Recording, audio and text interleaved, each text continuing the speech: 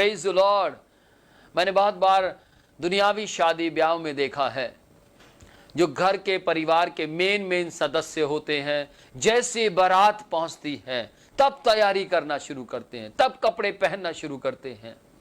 लेकिन कई जगहों पर मैंने इस बात को देखा है, दूल्हा आकर वापस चला जाता है और फिर मेन गेस्ट वहां पहुंचते हैं और उनकी बेइज्जती की जाती है, वहां पर उनको जलील किया जाता है। और वहां पर जो उनके परिवार के लोग होते हैं, फैमिली मेंबर्स होते हैं, वो उनसे पूछते हैं, अब यहां क्या लेने आए हो, अब तुम्हें यहां क्या मिलेगा, अब तो दूल्हा दुल्हन को लेकर चला गया, अब क्यों यहां पर आए हो। ध्यान से सुनिएगा, इस तरीके से उनको ऐसी बातें बोली जाती हैं। और आप सब जानते हैं इस बात के लिए, यदि कोई खास मेंबर नहीं है परिवार का तो उसको पूछा तक नहीं जाता है, यदि कोई खास मेंबर नहीं है तो उसका इंतजार तक नहीं किया जाता है। लेकिन ध्यान से सुनिएगा, मसीह की जो कलीसिया है, मसीह की जो कलीसिया है, जो परमेश्वर की दुल्हन कहलाती है, मसीह यीशु की दुल्हन कहलाती है, वो खास है, उसका इंतजार प्रभु यीशु कर रहे हैं। आमीन। लेकिन यदि 5 मूर्ख स्त्रियों की तरह हम गिने जाएंगे तो हमें कौन पूछेगा। और पवित्र शास्त्र, यदि आप परमेश्वर का यह वचन जो कि लिखा है मत्ती 7वां अध्याय उसकी 23 आयत को आप पढ़ेंगे, 22-23 आयत को पढ़ेंगे तो वहां लिखा है, बहुत से लोग प्रभु यीशु को समय में कहेंगे, प्रभु यीशु हमने आपके नाम से दुष्ट आत्माओं को निकाला, प्रभु हमने आपके नाम से बड़े बड़े चिन्ह और चमत्कार किए, जैसे कि आपने मेरे प्रोग्राम्स में देखा होगा, चर्च के प्रोग्राम में देखा होगा कि मेरे द्वारा बहुत सी दुष्ट आत्माएं निकलती हैं, बहुत सी शैतान के बंधन टूटते हैं, बहुत बड़ी बड़ी दुष्ट आत्माएं 70 साल की दुष्ट आत्माएं वहां से निकल जाती हैं।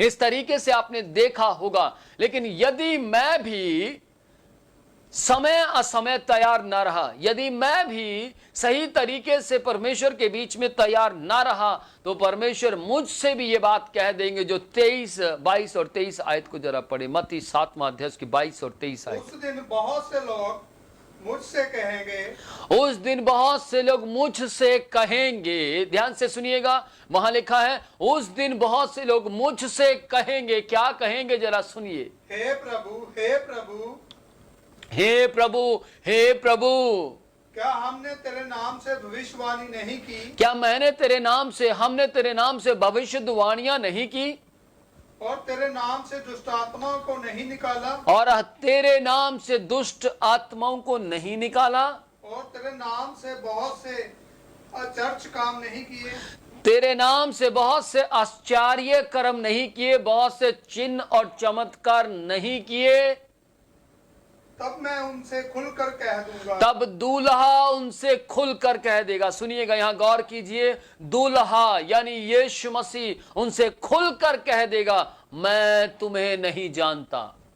वो चाहे फिर विनोद प्रोचिया ही क्यों ना हो, वो चाहे फिर XYZ कोई भी क्यों ना हो, वो परमेश्वर वो दूल्हा दुल्हन से कह देगा। यदि दुल्हन अपने आप को दुल्हन के रूप में समझती है लेकिन है नहीं, लेकिन वहां पर दूल्हा कह देगा तू मेरी दुल्हन नहीं है, लेकिन 5 कवारियां जो बुद्धिमान थी उन्हें मैं अपने साथ लेकर आ चुका हूं, ये मेरी दुल्हन है, ये अंदर रहने के लायक है। भले इनके द्वारा चिन्ह और चमत्कार नहीं हुए, लेकिन इन्होंने अपने आप को तैयार रखा। प्रेज द लॉर्ड, आमेन। यदि आपके द्वारा परमेश्वर का चिन्ह और चमत्कार हुए हैं, यदि आपके द्वारा परमेश्वर के नाम से दुष्ट आत्माएं निकाली गई हैं, लेकिन आपने अपने आप को 5 कवारियों की तरह, बुद्धिमान कवारियों की तरह अपने आप को तैयार रखा, आत्मिकता की उन्नति में बढ़ाया, आलसपन अपने जीवन में नहीं लेकर आए, आप प्रार्थना में लगे रहे, आप बाइबल पढ़ते रहे और परमेश्वर की आज्ञा का पालन करते रहे, तो परमेश्वर आपसे कहेगा आई नो, मैं तुम्हें जानता हूं। हालेलुया, हाँ मैं तुम्हें जानता हूं अच्छी रीति से, क्योंकि तुम वही लोग हो जो पृथ्वी के ऊपर लॉकडाउन के वक्त में भी आलसी नहीं बने। प्रेज द लॉर्ड, महामारी के वक्त में भी तुम पाप में जीवन व्यतीत नहीं करते रहे, परंतु मेरे साथ जुड़े रहे। बहुत से लोग महामारी को देखकर एकदम से तुरंत तौबा किया, पश्चाताप किया और परमेश्वर के साथ आकर जुड़ गए।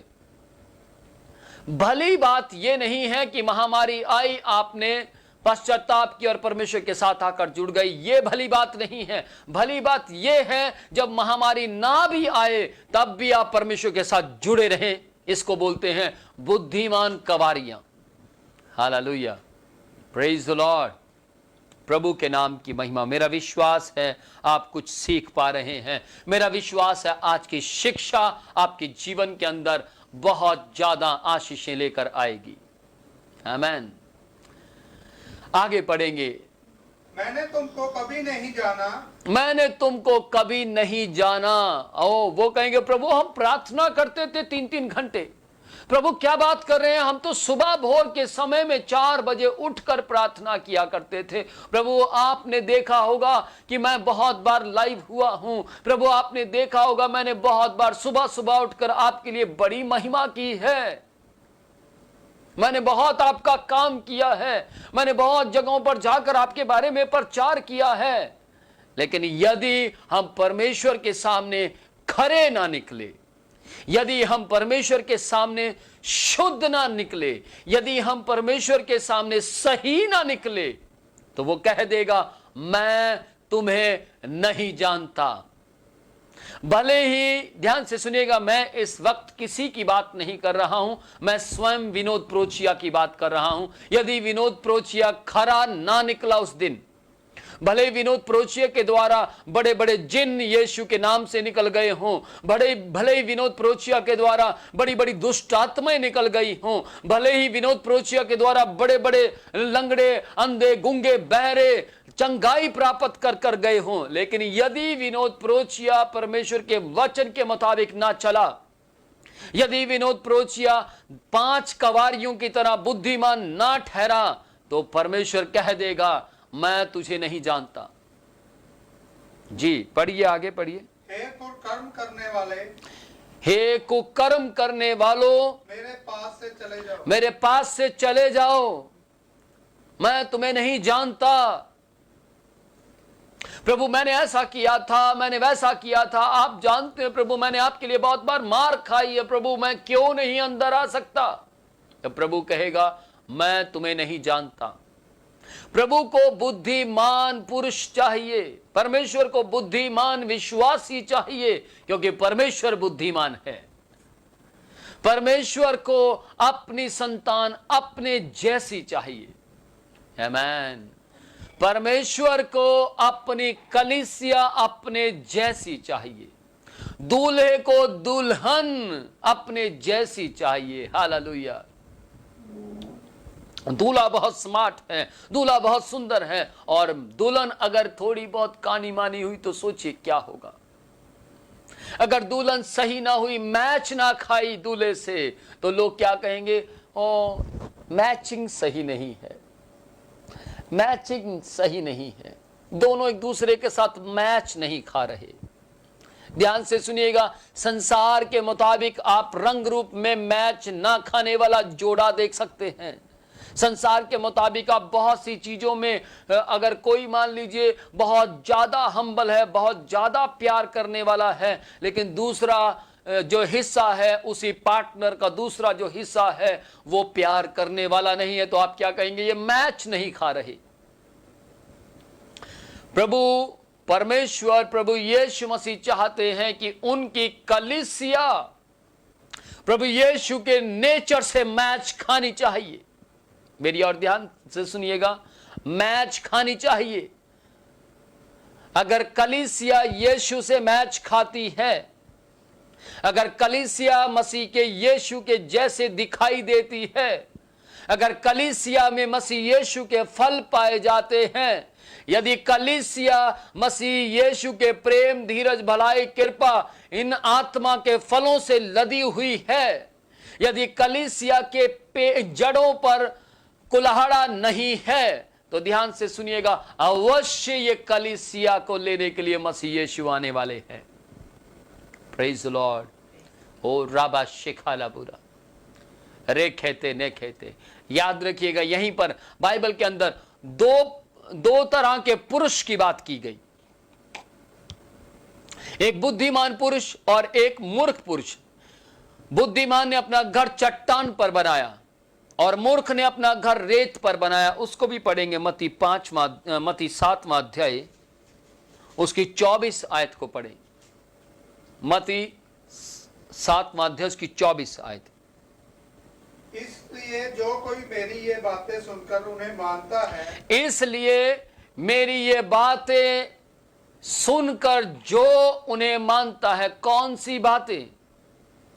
5 कवारियों की तरह अपने आप को तैयार करने वाली बातें। कौन सी बातें? बाइबल, परमेश्वर का वचन कहता है जो मुझसे प्रेम करता है वो मेरी आज्ञा का पालन भी करेगा। यदि आप परमेश्वर प्रभु यीशु मसीह की आज्ञा वाली बातों को मानते हैं तो आप प्रभु यीशु से प्रेम करते हैं। तो बाइबल कहती है यदि ये आज्ञाएं, ये बातें जो मेरी मानता है वह कौन से पुरुष के समान है? सुनिएगा जी। वह उस बुद्धिमान मनुष्य के समान ठहरेगा, वो उस बुद्धिमान मनुष्य के समान ठहरेगा जिसने अपना घर चट्टान पर oh my god, my god, my god, praise the lord. वो उस बुद्धिमान पुरुष के समान ठहरेगा जिसने अपना घर चट्टान पर बनाया है, जिसने अपना विश्वास यीशु के लहू पर लाकर खड़ा किया है, जिसने अपना विश्वास मसीह के वचन पर लाकर खड़ा किया है, जिसने अपने विश्वास को झूठी भविष्यवाणियों की ओर नहीं लगाया, जिसने अपने विश्वास को चंद रुपए की ओर नहीं लगाया, जिसने अपने विश्वास को बेच नहीं दिया है, वो उस पुरुष के समान है जो अपने घर को चट्टान पर बनाता है। Hallelujah, praise the Lord. चट्टान का मतलब क्या है? चट्टान का मतलब है कि वो ऐसे विश्वासी के समान है जिसका विश्वास राई के दाने के समान नहीं है। ध्यान से सुनिएगा, बाइबल में लिखा है तेरा विश्वास राई के दाने के जैसा होगा तो तू शहतूत के पेड़ को कहेगा उखड़ जा और जाकर समंदर में लग जा, तो वो लग जाएगा। मैं आज आपसे सवाल पूछता हूं, क्या सचमुच ऐसा हो सकता है कि एक समंदर में लाकर कोई शहतूत के पेड़ को लगा दे?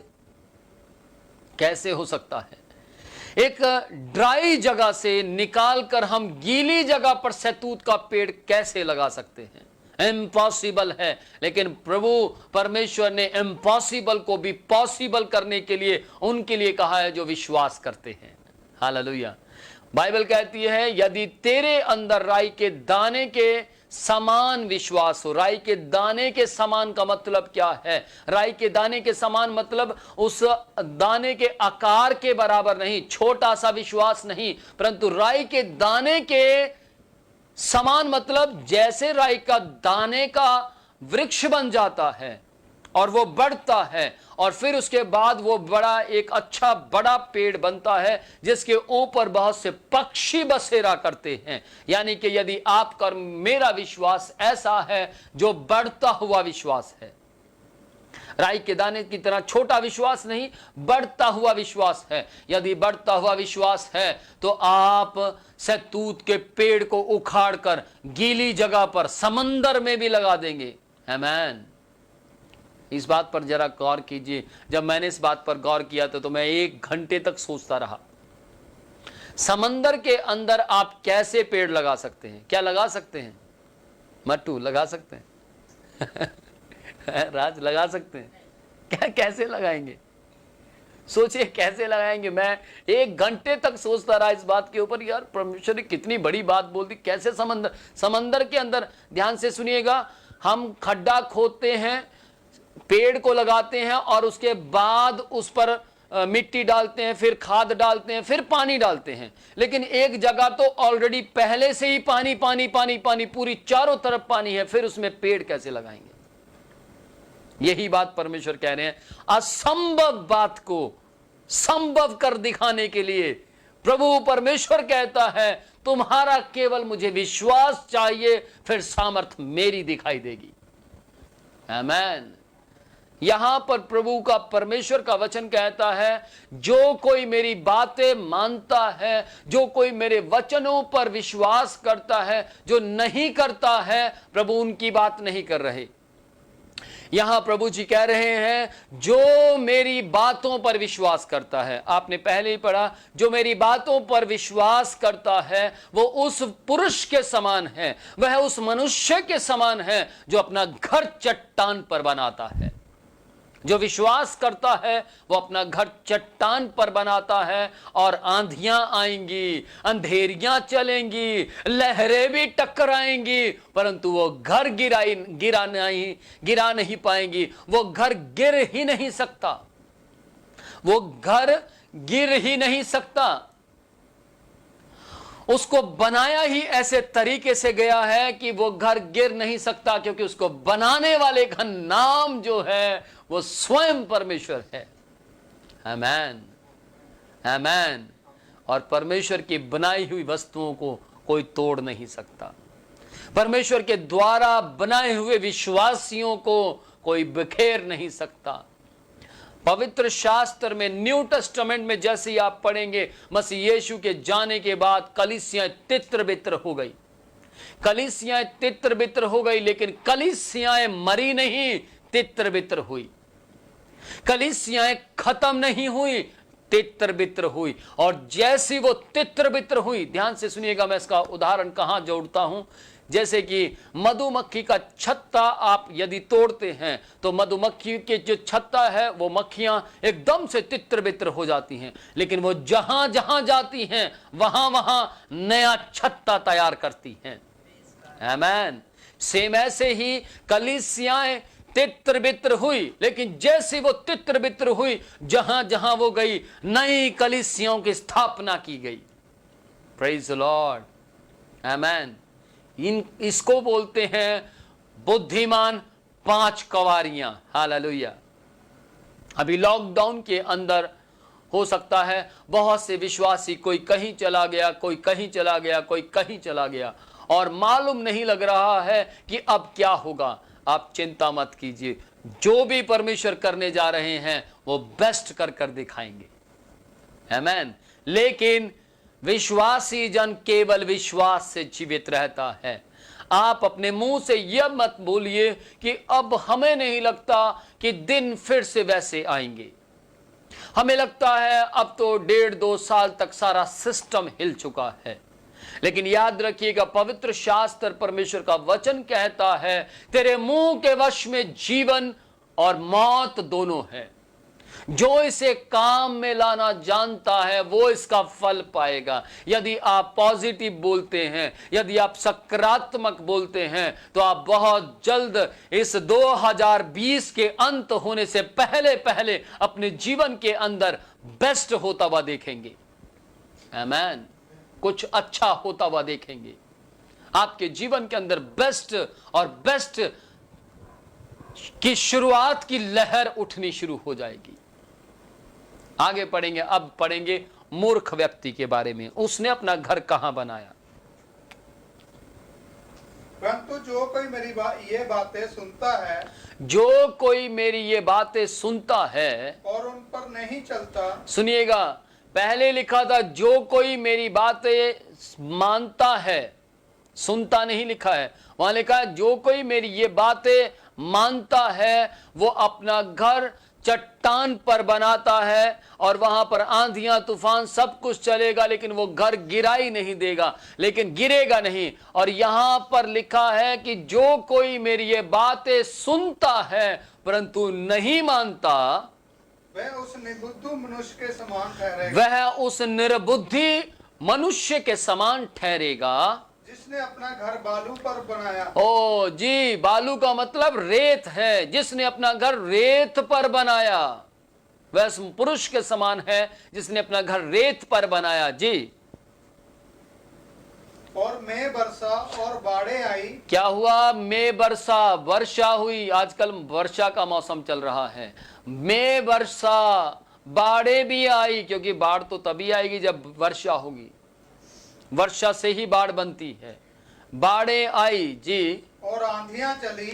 और अंधेरियां चली। अंधेरियां भी चलती, आपको मालूम है। जैसी बारिश, आपने कई बार देखा होगा, जैसे बारिश आती है तो आंधी चल रही होती है बारिश के अंदर, और याद रखिएगा, बारिश से पहले जो आंधी चलती है वो इतनी खतरनाक नहीं होती, लेकिन जो बारिश में मिक्स होकर आंधी चलती है वो ज्यादा डेंजर होती है, वो ज्यादा खतरनाक होती है, क्योंकि आंधी जो है उसका प्रेशर बढ़ जाता है और फिर वो क्या करती है, गीली होकर बड़े घरों को गिरा सकती है। जी आगे पढ़े। और उस घर से टकराई, और उस घर से टकराई और वह गिरकर सत्यानाश हो गया। ओ, वो घर गिरकर सत्यानाश हो गया। क्यों सत्यानाश हो गया? क्योंकि वो घर चट्टान पर नहीं था, रेत पर था। क्योंकि वो घर विश्वास के साथ नहीं चल रहा था, बुद्धि के साथ चल रहा था। वो घर वचन के मुताबिक नहीं था, वो घर संसार की बातों के मुताबिक रचा गया था। वो घर पवित्र शास्त्र के अंदर नहीं बनाया गया था, वो घर संसार के अंदर बनाया गया था। वो घर संसार की बातों के ऊपर मन लगाता था, वो घर परमेश्वर के स्वर्ग की बातों की ओर मन नहीं लगाता था। जो घर परमेश्वर की बातों की ओर मन लगाता है, जो घर स्वर्ग की बातों की ओर मन लगाता है, जो घर आत्मिक रहता है, जो घर अपने अंदर के आत्मा को परमेश्वर के आत्मा का मंदिर कहता है, वो घर कभी गिराया नहीं जाएगा। वो घर को कभी गिरा नहीं सकता कोई। वो घर को ना आंधियां गिरा सकती हैं, ना बारिश गिरा सकती है, और ना ही इस दुनिया की कोई और बाढ़ गिरा सकती है। आमेन, प्रेज द लॉर्ड। कोई नहीं गिरा सकता। यदि आज आप इस बात को बड़े गौर से सुन रहे हैं तो मैं आज आपसे एक बात बोलना चाहता हूं। प्रभु यीशु मेरी दाहिनी ओर खड़े होकर कह रहे हैं, इनसे कह दे कि यदि ये भी मेरी बातों को मानते हैं, यदि ये इन बातों को मानते हैं, तो ये भी उस पुरुष के समान हैं जिन्होंने अपने घर को चट्टान पर बनाया है और जिनके घर गिराए ना जाएंगे। आमेन, प्रेज द लॉर्ड। अपने विश्वास को 5 कवारियों की तरह कीजिए। अपने घर को चट्टान पर बनाइए। अपने विश्वास को विकसित विश्वास बनाइए, बढ़ता हुआ विश्वास। दुख आया तो गिरावट में आ गए, सुख आया तो ओ मेरे परमेश्वर जैसा परमेश्वर कोई नहीं, ऐसा कोई भी बोल सकता है। लेकिन दुख आया, आप कहें अय्यूब की तरह कहें कि जिसने मुझे सुख दिया क्या दुख ना दे। हालेलुया। आप हिजकिय्याह राजा की तरह कहें, हे परमेश्वर मेरे उन दिनों को याद कीजिए जिन दिनों में मैंने कलीसिया में बैठकर आपके लिए नाच कर गाकर आपकी महिमा की थी। प्रभु आप मेरे उन दिनों को याद कीजिए जब मैंने कलीसिया में जाते समय महीने के 4 हफ्ते बल्कि 5 दिन भी 6 दिन भी आपकी कलीसिया में व्यतीत किए थे। आप याद कीजिए परमेश्वर वो दिन जब मैं कलीसिया के अंदर सबसे पहले पहुंच जाया करता था। प्रभु आप याद कीजिए मेरे वो दिन स्वामी जब मैं कलीसिया में जाते हुए लेट हो जाया करता था और मैं पूरी बस में रोते हुए जाता था। प्रभु आज मैं लेट कैसे हो गया। Praise the Lord. आप ऐसी बातें परमेश्वर को बोल सकते हैं इन वक्तों में, इस समय में आप जैसे परमेश्वर को ये बातें बोलेंगे प्रभु को बेहद अच्छा लगेगा। और परमेश्वर आपके 15 साल बढ़ाने की सामर्थ्य रखते हैं। परमेश्वर आपकी उम्र को बढ़ाने की शक्ति रखते हैं। परमेश्वर आपको कोरोना की सामर्थ्य से बचाने की सामर्थ्य रखते हैं। परमेश्वर आपको हर बीमारी से, हर दुख से, हर मुसीबत से, हर क्लेश से बचाने की शक्ति रखते हैं, क्योंकि आप जिसकी पूजा कर रहे हैं वो अलौकिक परमेश्वर है, वो अद्भुत परमेश्वर है। आमीन। जी आगे पढ़ें। और जो तैयार थी हाँ, वह उसके साथ विवाह के घर में चली गई। सुनिएगा, जो तैयार थी उसके साथ विवाह के घर में चली गई। हालेलुया। जो घर 5 कवारियों के लिए तैयार किया गया था, जो घर 5 कवारियों के लिए तैयार किया गया था, मेरी बात को गौर से सुनिएगा, मैं इस बात को फिर से दोहरा रहा हूं। जो घर 5 कवारियों के लिए, दुल्हन के लिए तैयार किया गया था, वो घर में वो पहुंच गई। Praise the Lord. पवित्र शास्त्र में स्पष्ट लिखा है 14वें अध्याय में, यूहन्ना के 14वें अध्याय में स्पष्ट लिखा है, मैं अपने पिता के पास जाता हूं और तुम्हारे लिए घर तैयार करूंगा। प्रभु यीशु ने कहा मैं तुम्हारे लिए घर तैयार करूंगा। यानी कि प्रभु यीशु क्यों स्वर्ग गए? घर तैयार करने के लिए। और यहां पर लिखा है कि 5 कवारियां अपने उस घर में पहुंच गई जो घर उनके लिए तैयार किया गया था। Hallelujah, praise the Lord. मैं जैसे जैसे ये प्रचार करता जा रहा हूं, मुझे ऐसा लग रहा है जैसे मैं अपने घर की ओर आगे बढ़ रहा हूं, मैं अपने स्वर्ग की ओर आगे बढ़ रहा हूं। भले ही मैं एक ही जगह पर बैठा हूं, लेकिन मुझे ऐसा लग रहा है जैसे मैं स्वर्ग की ओर आगे और आगे बढ़ता जा रहा हूं, अपने घर की ओर दौड़ लगा रहा हूं। ध्यान से सुनिए, भले मेरे पास इस जमीन के ऊपर घर नहीं है, लेकिन मेरे पास एक घर है, वो स्वर्ग में है। भले मैं दुनिया की नजरों में अमीर नहीं हूं, लेकिन मैं बहुत अमीर हूं, क्योंकि मेरे पास स्वर्ग में बहुत धन इकट्ठा है। आमीन। मैंने बहुत सी राशि इकट्ठी की है स्वर्ग के अंदर। Hallelujah, praise the lord. जी आगे बढ़े। और द्वार बंद किया गया। सुनिएगा, द्वार बंद कर दिया गया। प्रभु यीशु स्वर्ग में क्यों गए थे? प्रभु यीशु हमारे लिए घर तैयार करने गए थे, अपनी दुल्हन के लिए घर तैयार करने गए थे, अपनी कवारी दुल्हन के लिए घर तैयार करने गए थे। हालेलुया। आज आपको और मुझे ऐसा जीवन जीना है कि प्रभु यीशु मसीह हमें जब जब पृथ्वी पर देखें, जब जब संसार में देखें, तो हमें 5 कवारियों की तरह, बुद्धिमान कवारियों के रूप में देखने पाए।